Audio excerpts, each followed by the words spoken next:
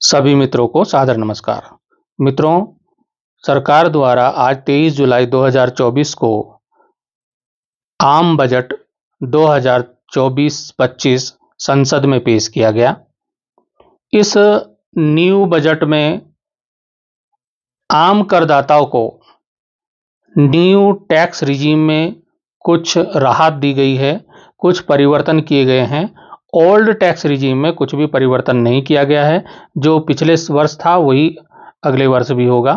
तो new tax regime में हम किस प्रकार से अगले वर्ष अपने टैक्स का कैलकुलेशन कर पाएंगे, तो आइए देखते हैं क्या क्या परिवर्तन हुए हैं और हर करदाता को ये परिवर्तनों की जानकारी होनी ही चाहिए। तो नई कर प्रणाली के अंतर्गत नए स्लैब के साथ पर्याप्त राहत का प्रस्ताव किया गया है और कर की जो दरें हैं वो इस प्रकार से होंगी।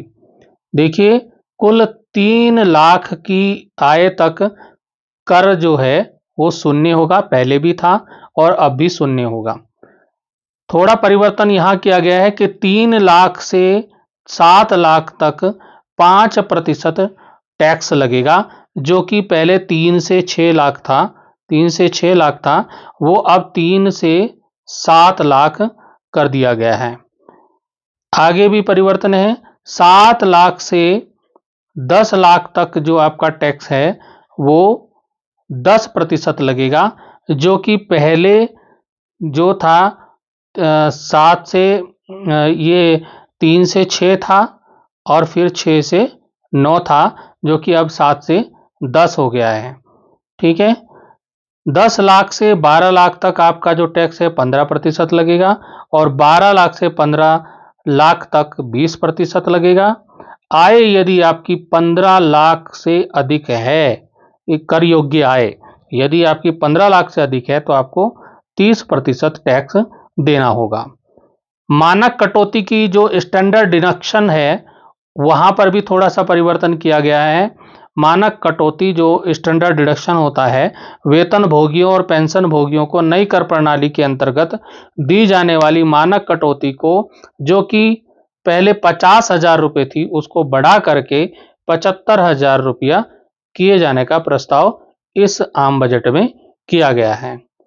पारिवारिक पेंशन कटौती के मामले में, पेंशन कटौती में नई कर प्रणाली में पारिवारिक पेंशन से की जाने वाली कटौती को 15,000 से बढ़ाकर 25,000 किए जाने का प्रस्ताव किया गया है।